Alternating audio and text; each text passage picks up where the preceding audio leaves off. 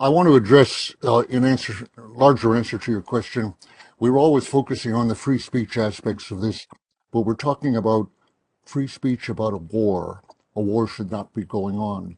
Actually, I want to put this in the context of fairly recent history.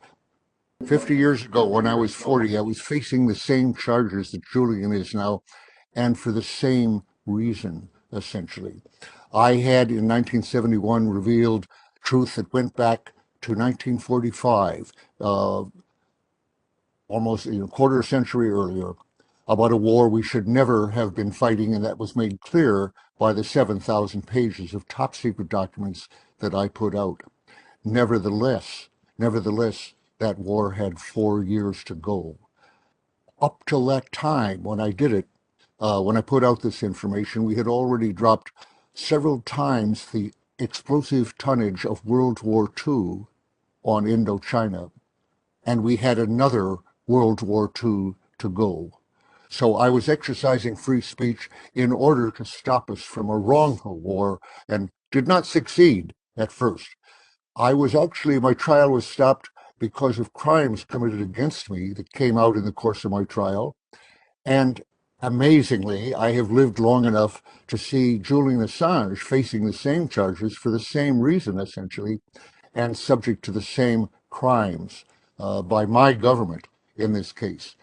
Illegal surveillance of Julian, as you've heard already, in his Ecuadorian embassy, where I visited him a couple of times, and efforts, even discussions of killing him. And I myself, it came out, had been subject to a scheme to incapacitate me totally, kill me or incapacitate me totally on the steps of the Capitol in 1972.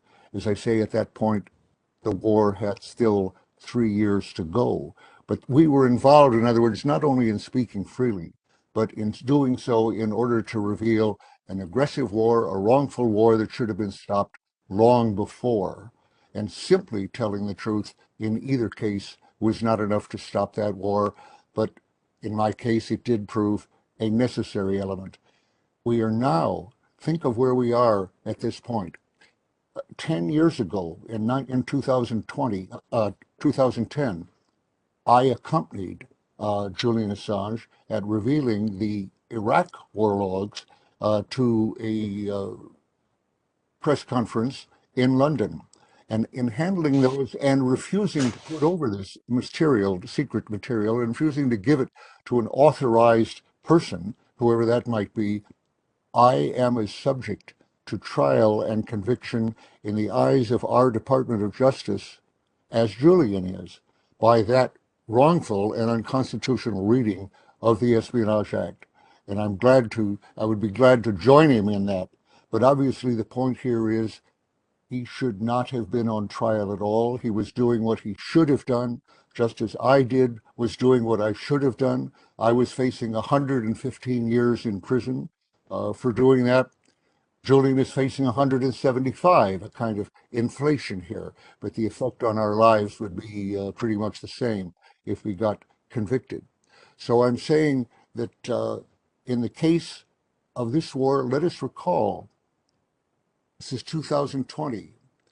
Julian was revealing that information about Afghanistan, crimes in Afghanistan, and a wrongful war in Afghanistan and Iraq in about the first decade, 9 and 10 years after that war had started, and revealing, as I stood by him in England, revealing obviously that we were not only committing crimes daily of turning people over for torture and in occupying a country whose people did not want to be ruled by foreign occupiers or by proxies whom they announced.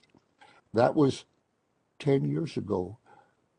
10 years after the war, after the revelations that Julian made, thanks to Chelsea Manning, that should have stopped the war then, 10 years late. It has gone on for another 10 years. It's just stopped just now in revelation of the fact that we were not able to conquer a people who did not want to be occupied will not cooperate with occupiers and never had, whether it was Alexander or the British or the Russians or anybody else. And we finally recognized that 10 years at least after we should have recognized it by Julian and Chelsea Manning's revelations. So we're saying here now that we should be backing up. I hope that when the High Court meets in London tomorrow or the next day, they will make a decision. So this will be the last time that I have to point out that Julian Assange is wrongly held right now, should not have been held at all, should not be held another day, and should be free to tell the world more truth, which is his business in life. Thank you.